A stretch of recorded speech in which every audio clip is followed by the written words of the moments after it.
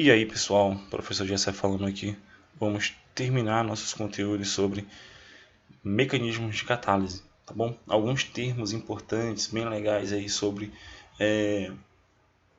alguns mecanismos de catálise que são ligados aos seres vivos e ligados também ao meio ambiente. O primeiro aqui é a autocatálise. Quando vocês se depararem com esse termo, ele significa que um produto de uma reação química é o catalisador da reação que o formou, tá certo?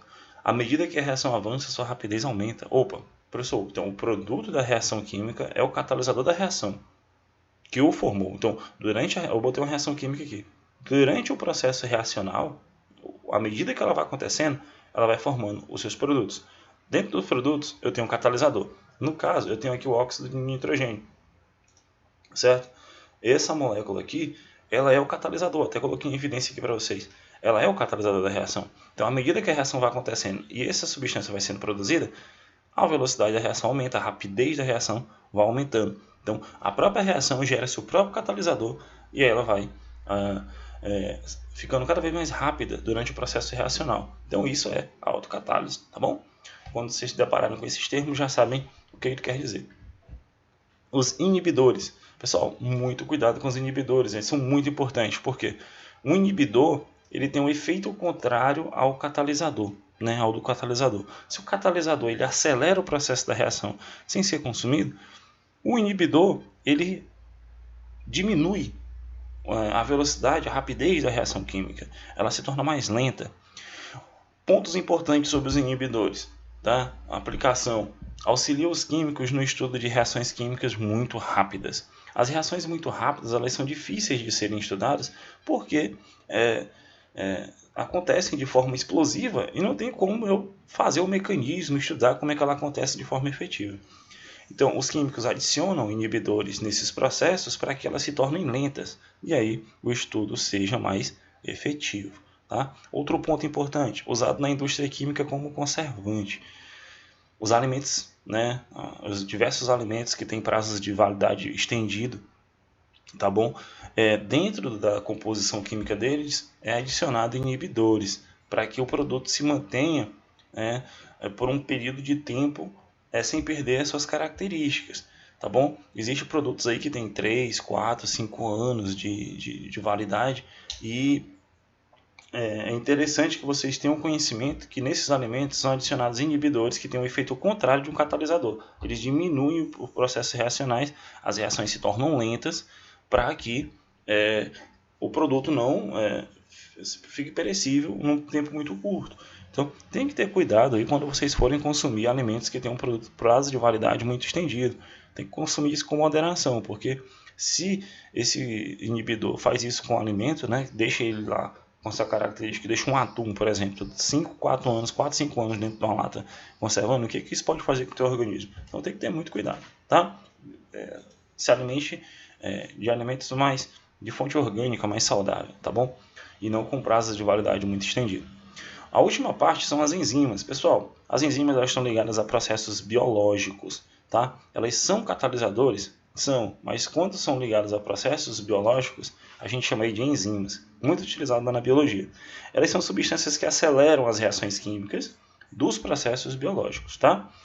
Diminuindo a energia de ativação. É o mesmo princípio, só que nos processos biológicos.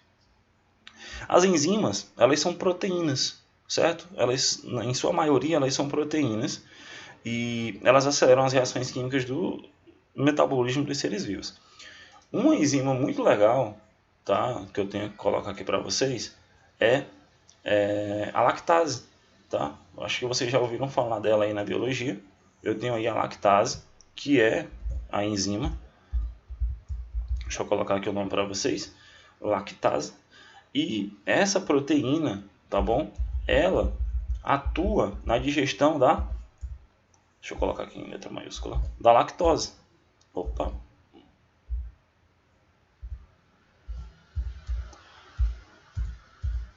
Da lactose, tá? Então, a lactase é a enzima, certo? A lactase é a enzima, que no caso é uma proteína, e ela atua na digestão aí da lactose, tá bom? Que é um açúcar, certo? Um açúcar que é proveniente, encontrado no leite dos mamíferos. Então, desde pequeno a gente tem contato com esse açúcar e a gente precisa dessa enzima para poder digerir ela, que não é tão fácil de digerir ela não. Então, essa proteína aqui, que é a enzima lactase, ela tem essa única tarefa, tá? E não tem outra molécula que substitua ela não, né? Ela é a tesoura que vai cortar aqui a lactose, tá bom? Para que ela produza energia. Só que aí tem pessoas que têm deficiência nessa proteína e aí necessitam, né? Alguns bebês, por exemplo, quando nascem, têm deficiência na concentração de lactase no organismo. E aí eles necessitam de uma suplementação, tá bom? Eles necessitam de uma suplementação, aqueles leites especiais que precisam ser administrados para que a pessoa possa digerir a lactose, porque senão vai causar problemas durante os seus processos.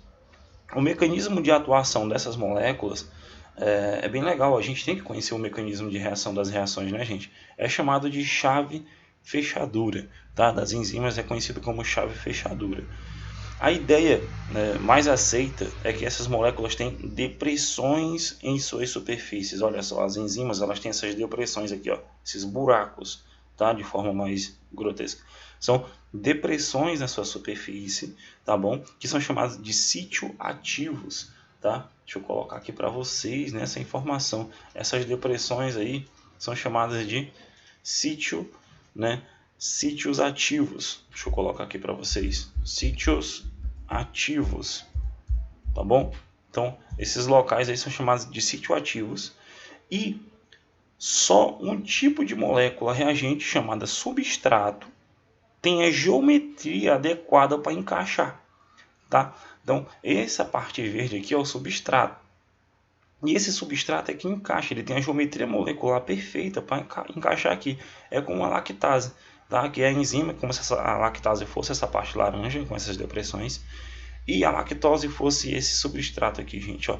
Aí ele vai encaixar perfeitamente aqui como uma peça de Lego, vai formar o complexo enzima-substrato e aí você pode perceber que essa molécula verde ela vai se romper, ó, tá? Durante o processo. Depois, ó, o substrato vai ser rompido e aí vai ser digerido. Essa é a ação de uma enzima em uma molécula orgânica, molécula química de forma geral, tá certo? Então são esses pontos que eu quero deixar para vocês bem claro, tá? Para que não fique dúvidas aí sobre esses processos de enzima, que é uma parte fundamental, né? Existem outras definições, tá? Mas de forma fundamental isso aqui já é uma bagagem muito boa para vocês, tá bom? Até para ajudar lá na biologia quando o professor estiver trabalhando nesses termos. Então a gente fica por aqui, a gente encerra a cinética parte 1 e aí a gente vai para a cinética parte 2 já na próxima semana. Então forte abraço e bem estudem, tá? Usem um fim de semana para estudar e até a próxima aula.